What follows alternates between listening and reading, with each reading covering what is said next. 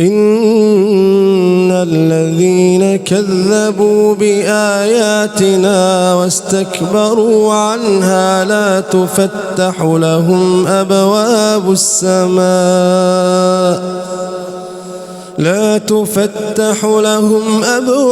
السماء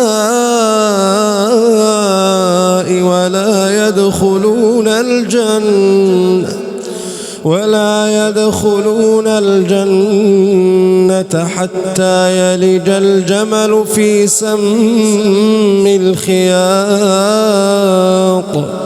وكذلك نجزي المجرمين لهم من جهنم مهاد ومن فوقهم غواش وكذلك نجزي الظالمين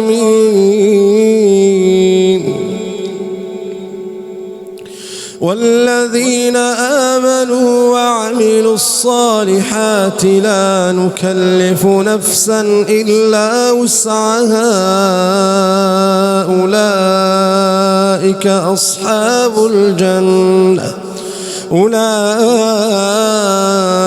أصحاب الجنة هم فيها خالدون ونزعنا ما في صدورهم من غل تجري من تحتهم الأنهار وقالوا الحمد لله الذي هدانا لهذا وما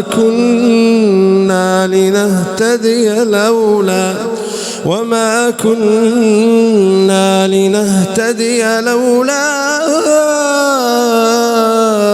أن هدانا الله لقد جاءت رسل ربنا بالحق ونودوا أن تلكم الجنة أورثتموها بما كنتم تعملون ونادى أصحاب الجنة أصحاب النار أن قد وجدنا ما وعدنا ربنا حقا فهل وجدتم ما وعد ربكم حقا قالوا نعم فأذن مؤذن بينهم اللعنة الله على الظالمين الذين يصدون عن سبيل الله ويبغونها عوجا وهم بالآخرة كافرون وبينهما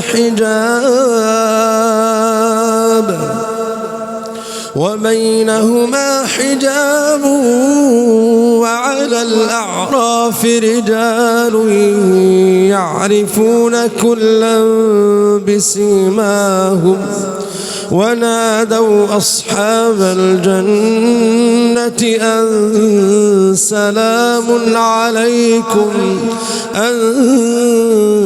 سلام عليكم لم يدخلوها وهم يطمعون وإذا صرفت أبصارهم تلقاء أصحاب النار وإذا صرفت أبصارهم تلقاء أصحاب النار قالوا ربنا لا تجعلنا مع القوم الظالمين ونادى أصحاب الأعراف رجالا يعرفونهم بسيماهم قالوا ما أغنى عنكم جمعكم وما كنتم تستكبرون أهؤلاء الذين أقسمتم لا ينالهم الله برحمة ادخلوا الجنة لا خوف عليكم ولا أنتم تحزنون ونادى أصحاب النار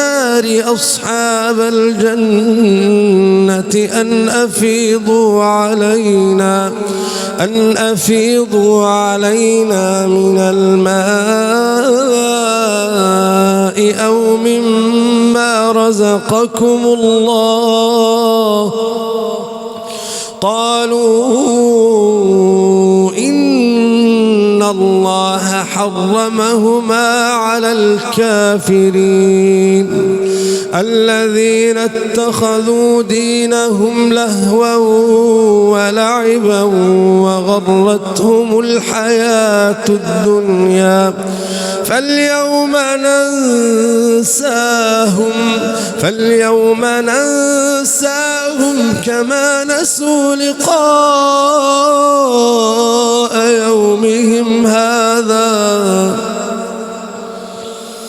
فاليوم ننساهم كما نسوا لقاء يومهم هذا وما كانوا بآياتنا يجحدون.